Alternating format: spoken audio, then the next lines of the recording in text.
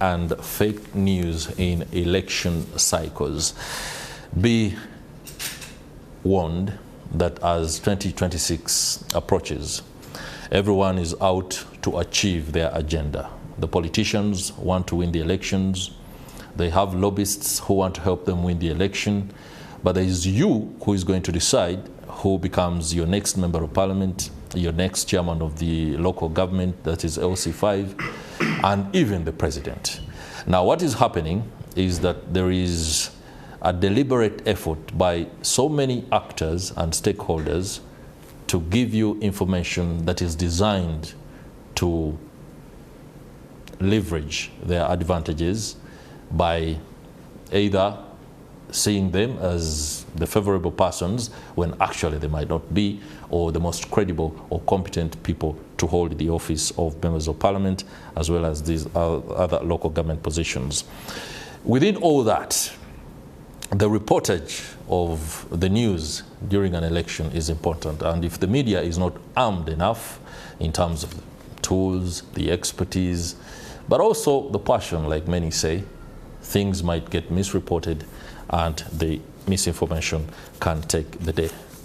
This morning, I'm joined by Derrick Wandera on my extreme left, a reporter with Nation Media Group. Many thanks for making time again for MorningAtNTV. Thank you. Thank you for having me.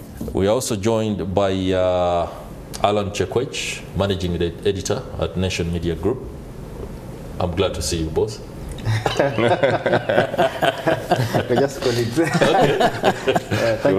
Thank you. And of course, my immediate colleague in the newsroom, Juma Kirya, a man who has reported the politics and has an understanding of matters and how things could pan out. Gentlemen, propaganda, misinformation, and fake news. I have with me a copy of the Daily Monitor today, and we are struggling to understand what happened in this particular scenario where the Prime Minister is reported to have been slapped. First and foremost, I'm trying to figure out who has the guts to slap a Prime Minister. Have you read the paper today? I'm asking people who edited the papers, Wrote the story.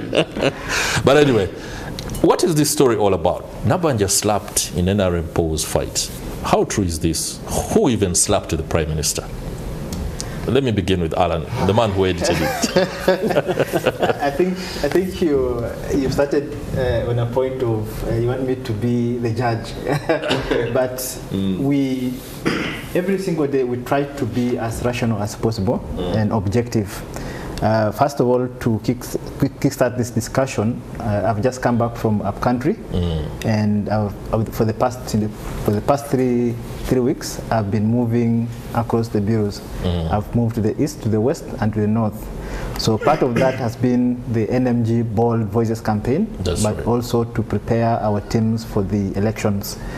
And one of the issues that we've been discussing is objectivity, accuracy, and also to be the leaders in this industry in that elections reporting. That's right. So that story, we've had it for a number of days, but we had to do a lot of vigorous checks, counter checks and everything. So we spoke to all the parties.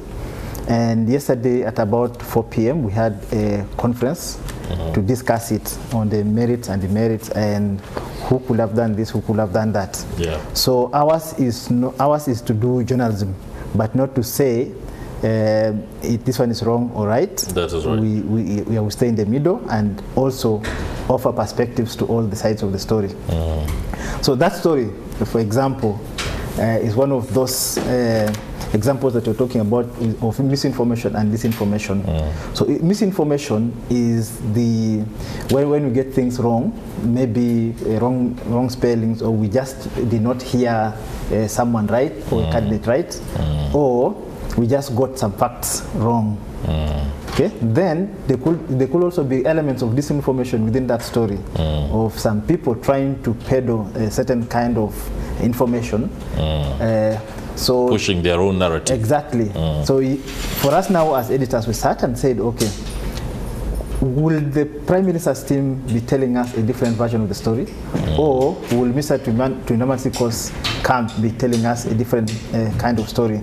Because the chaos did not happen in a constituency, because she's the Kakumiro district woman MP.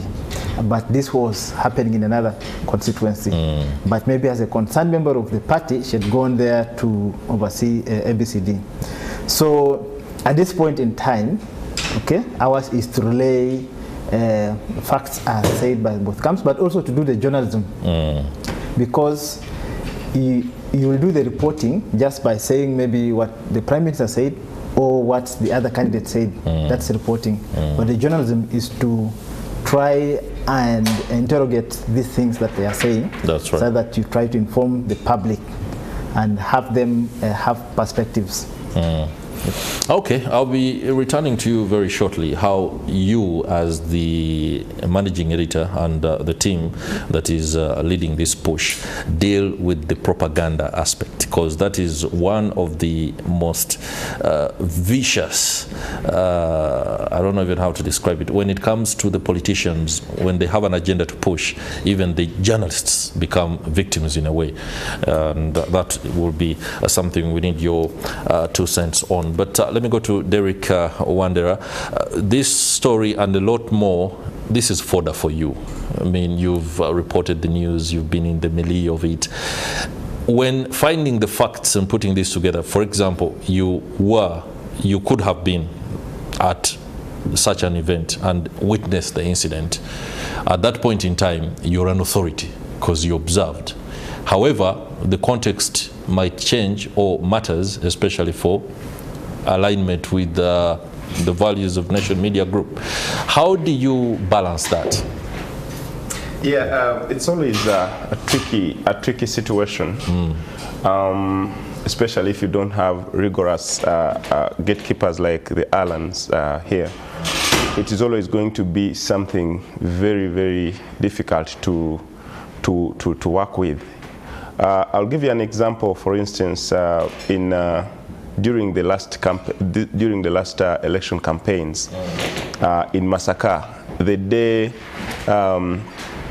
day Ashraf Kasirye was shot at, he was shot at in about 100 meters from me. And I was looking at everything unfolding, including the person who was exactly doing that.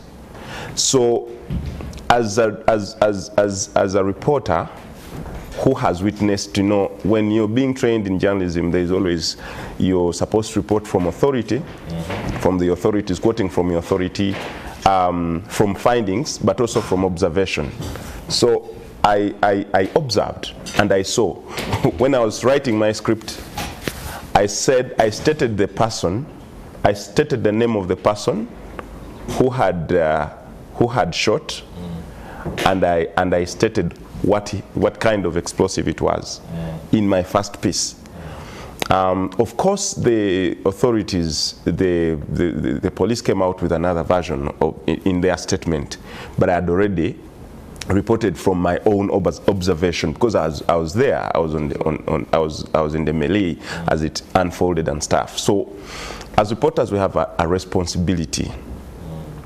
And sometimes we might use that leverage that we have to report from observation to distort information, depending on where we stand in beliefs and stuff like that as reporters. That's right. So in such a situation, it is always good to use what you call intuition. Your intuition as a reporter. What does your sixth sense tell you? And because our gatekeepers do trust us when they send us in the field. When you send a story and you report authoritatively as the person on ground, it's going to be believable to them. And indeed, they will call you and ask you a number of times. And the moment you confirm that, yes, that's what I saw and that's what was there, that's what's going to go out there. But I have also seen people who have not been on ground because they have been, as reporters, they have been deployed. They are not on ground. But then the editors call asking for information and they will tell what they have had. and yet we expect them to have observed. It's a very tricky situation, especially for us, the reporters. If you must report something, then you have to have authority from your intuition, from your observation, and from your vantage point of view as events unfold. Okay. I think that reminds me of a case when I was a novice anchor, when a reporter basically thought out what could have happened on account of the fact that they do it often. Yes. And we were like, man, how can you be so sure about that? Yes. It turned out that was exactly what happened. But we had to sit down and rethink about the fact that we cannot actually do that, because we know that it plays out like that on a daily. It could be a press conference, it could be a briefing, it could be a function. You really have to put attention to it. Juma Kirya, are you looking forward to the political season in terms of reporting? Politics is intense and it gets uglier, especially when the general elections are coming up. What we saw in the NRM primaries last Thursday and what is likely to roll out today as the local government primaries also go on is something that sends fear into some reporters. You look confident. Yeah, I must be. Okay.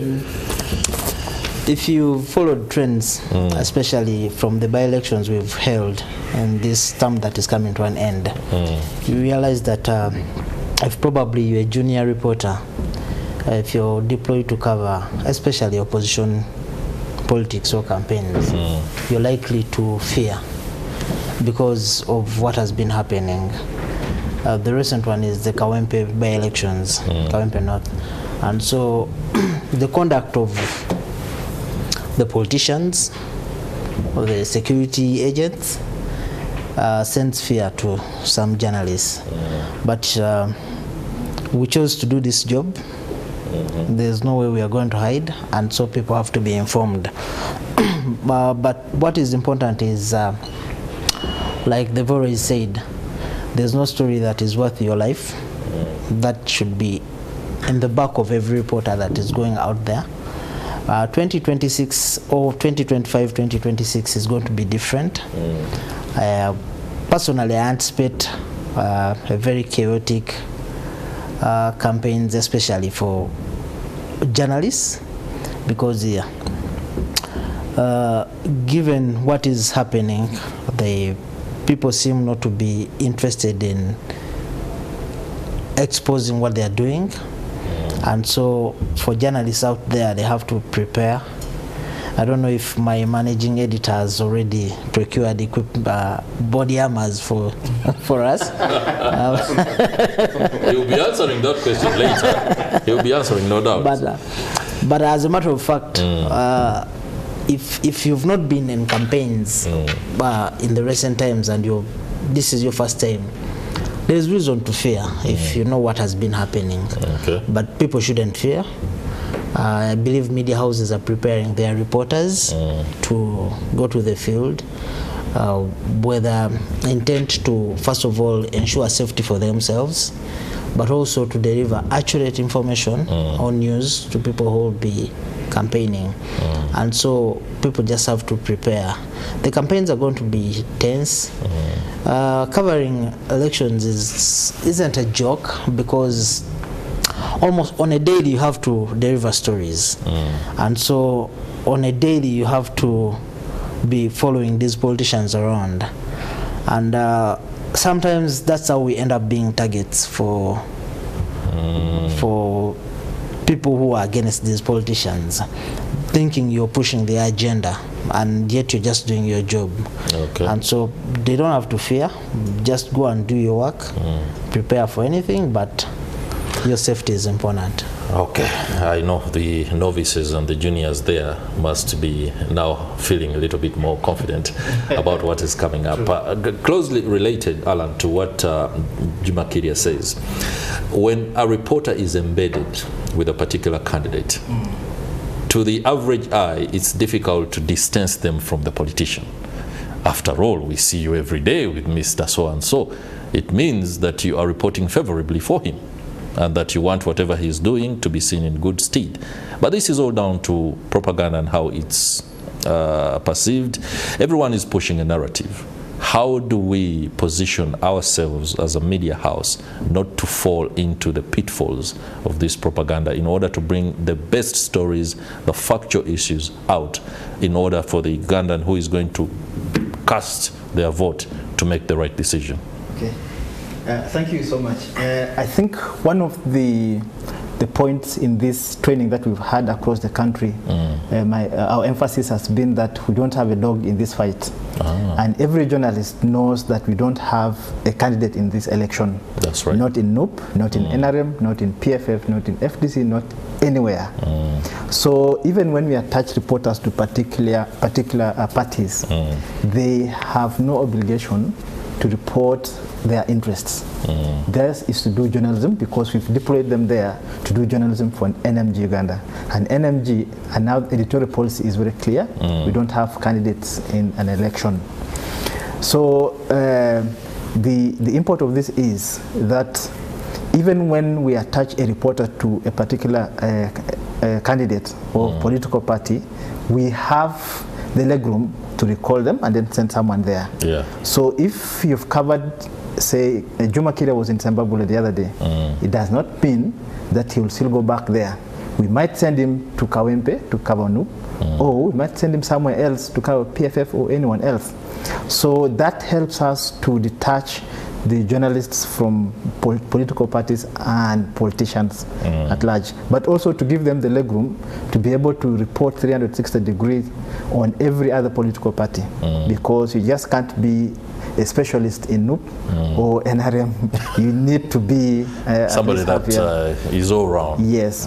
So we give them, NMG is quite democratic in terms of deploying journalists. So we give them the space to practice that journalism, but we trust them.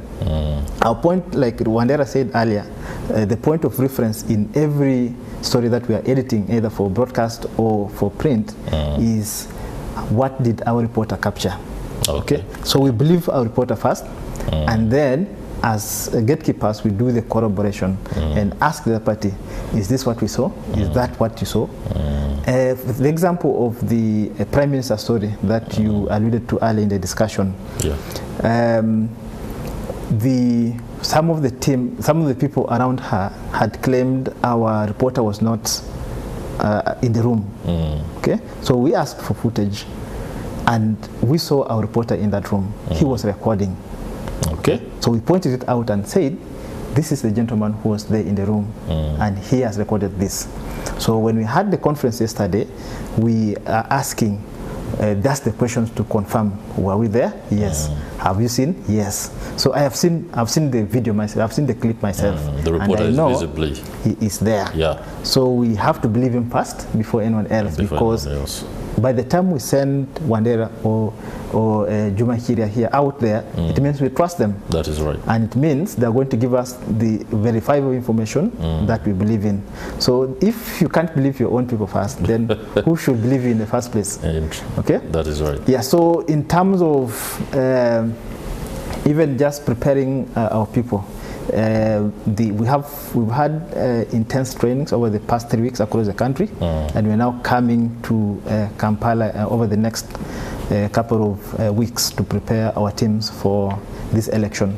But the public ought to know that the Nation Media Group does not have a candidate. Even when we give you a reporter, you don't own that reporter. It's us who own the reporter, and we have the ability to redeploy them, give them to you for as much time as you want, but also be able to check them, because all of us check each other. Okay? If, for example, Wandera does not check himself, I should be able to check him and tell him, no, I think the story that you've given us from here does not answer ABCD. But we are also just not doing the reporting as it were. We're doing a lot of enterprise journalism to try to give these things a little bit more nuanced reporting and perspective. Okay. Very good there. Mr. Wandera, sensitive information and access to it. The election is important for people to make the best possible decisions, but the information sometimes doesn't come through on account of people either not feeling comfortable with a media house. The president's team might not be comfortable sharing information with you because they believe you're from Nation Media Group, which has consistently found itself in the president's, as a point of bother for him. How do you navigate that? One thing I will tell you is every reporter is as good as their sources. One of the things, and this can go up to the young journalists who want to grow in the trade. Of course, everyone is still growing. We learn every other day. But how have I managed is every day I want to have someone in a certain camp that I can knock on their door for, regardless of how sensitive information is. They can trust me with it. That's right. And it is something that every journalist needs to grow. If you're going to be a journalist who knocks themselves out, it's going to be very important for you to grow sources. And I've seen many of the celebrated journalists in this country have been elevated to those positions because of not the information that is in the public domain, but the fact that they can get and pull off a story of information that is very hidden and caged within different camps. One day I was talking to someone and they told me, no, Andrew Mwenda thrived on deep sources within the government and stuff like that, and all those coups that he brought out like grew him to where he is now, that everyone looks at him and says, probably I would like to be and report as much as Andrew Mwenda did. But yes, I think that is the call for every journalist. The moment you step into the field of journalism, one of the things that you need to anchor yourself on is getting people to trust you. First your editors, to your sources. That your source can give you information that they feel. The other day we reported about the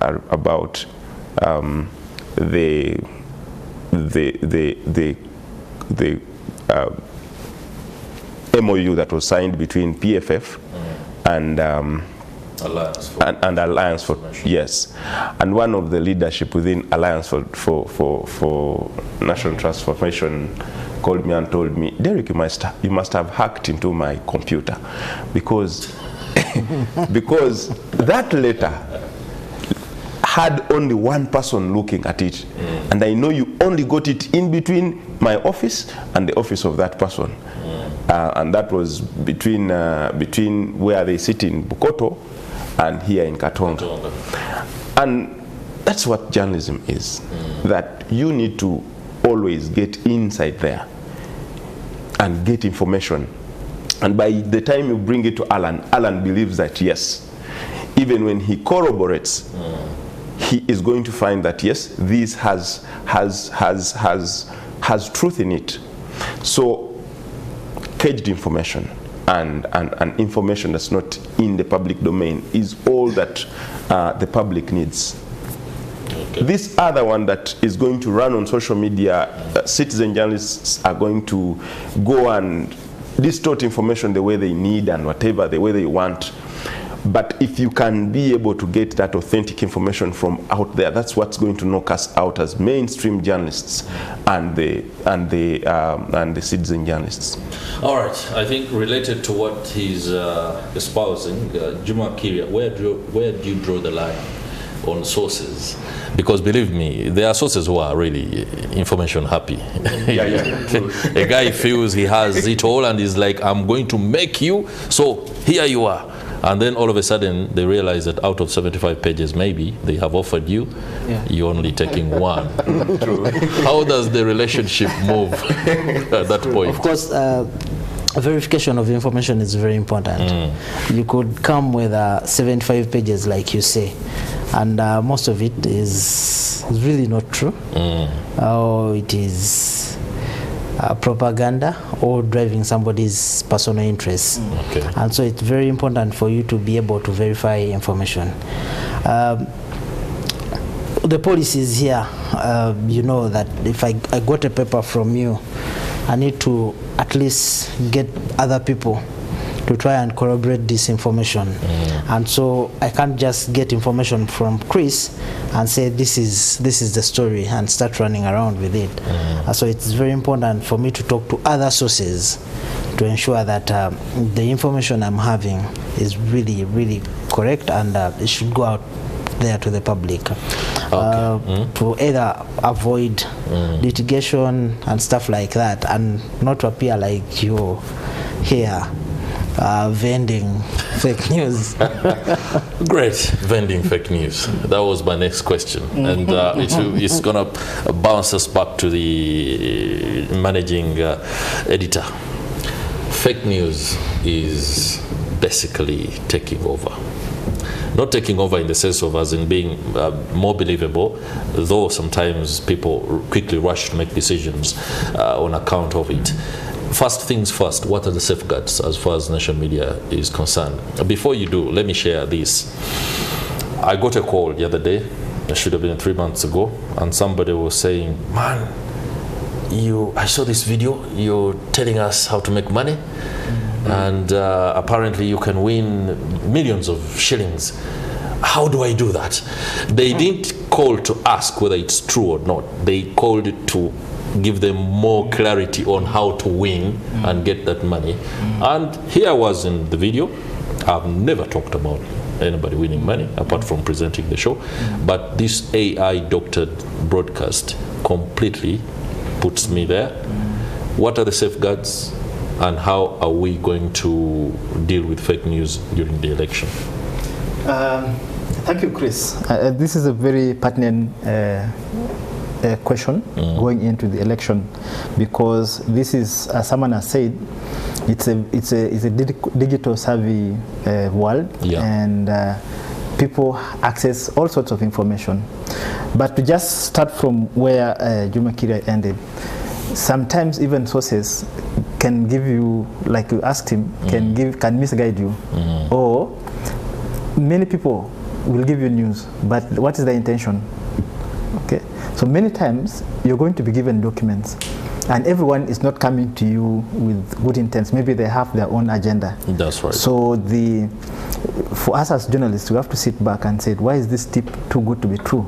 Sometimes they've given us tips that are intended to land us in hell. Yes. So those things happen all the time, and sometimes we've had to corroborate and establish that, oh, actually this person intended to misguide us, maybe for ABCD.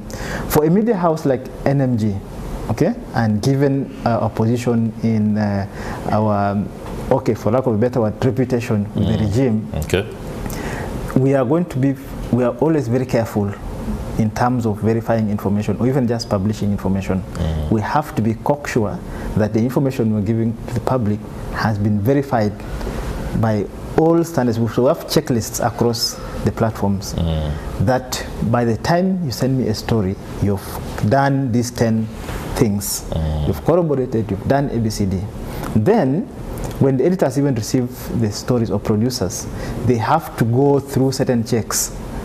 So that's why many times we have the stories 100% accurate, and where we even just have a misstep, we apologize and offer clarification. We had an example in yesterday's edition because we had some misreporting somewhere. So those are some of the safeguards that we have in the newsroom to curb such things. But also, if a video comes, we verify. We have a lot of tools with our producers that we use to verify the authenticity of images or videos. So that's why you don't find fake videos with the NMG platforms or even images, because we verify them a lot. But also, the public needs to know that by the time the NMG posts something, the NTV, KFM, Daily Monitor, it has been verified, because we are very professional journalists, and our tenets, the bar of our tenets is high up there. So those are some of the measures that we take to enable our teams avoid fake news and also false news. So what you're talking about, safeguards, for example, because what you've seen that someone maybe said, you're explaining, Chris is here explaining how you can make money on ABCD. There are a lot of... The guy sounds like Chris. So, yeah. So there are so many people out there who are trying to ride on our good reputation to try to sell their own agendas. And we've used our platforms to alert our audiences that this is fake news. This has not been done by us. But over time, some people have also known what our platforms are. They know the verified social media accounts. They know which website to go to. And I think we have the largest audiences on the digital platforms and elsewhere. So in terms of fake news, we have discussed that extensively with our teams, both in Kampala and across the country. And it's one of the elements that we are going to guard against most. Now, going into this election, we are going to have even candidates or parties paid on news. They will send you maybe a fake, we've even seen fake letters that maybe they've attributed to the NRM Secretary General or the Electoral Commission chairperson or whoever. But we have tools in the newsroom that can check, but also our own systems. As experienced journalists, we exactly know how certain aspects are toned. We know the intonation of the president, for example. I would know a letter that has been written by the president. I would know it just with the diction and even just the intonation. That is right. Let alone even verifying the other things using our AI tools and stuff like that. I would know an audio, okay, that is fake or not, even before we subject it to certain verifications. So we do those things all the time. We receive a lot of information every day, but we try as much as possible to sieve it so that our audiences get only what is authentic. And by the time it's posted on our platforms, it's accurate. That's why many times people want to see, has NTV posted it? Has the Monitor posted it? If you haven't, then probably they can wait to believe. Yeah, exactly. All right, Mr. Wandera and Juma Kirya, allow me stay with Allan Chekwech, because I know you talked about something earlier, the tools for the trade. We know what it's going to be. Some incidents will require jackets that are bulletproof. We will need some helmets. That is something that I know Nation Media Group has done all the necessary issues about. So the election is not coming, it's not an accident. We've been expecting it over the past 5 years, and you know there's going to be another one, hopefully, in 2031. So in terms of preparing our teams and also ensuring that they are safe in the field, we should be good to go. And we were doing everything possible to ensure that our teams out there remain safe, because the Kawempe North by-election was a barometer of what can come. And we know exactly what awaits our people in the field, even ourselves, because it's not just them who are going there. At one point, I might have to go to the field to report on ABCD. So it's not just about the reporters, but about all of us. So we're doing everything to ensure that they're safe when in the field, both in terms of their security and also the environments in which they are in, whether it's a body armor or even just your phone being hacked into, or that is also stuff like important that. In this age of IT and AI. All right, Allan Chekwech, Managing Editor, Nation Media Group, many thanks. I allowed you because you're the main man. Speak last, no doubt about it, but not necessarily because of that, but you have the reassuring information, especially with regard to the audiences, but also to the reporters. Derrick Wandera and Mr. Juma Kirya. Many thanks for making time for Morning at NTV.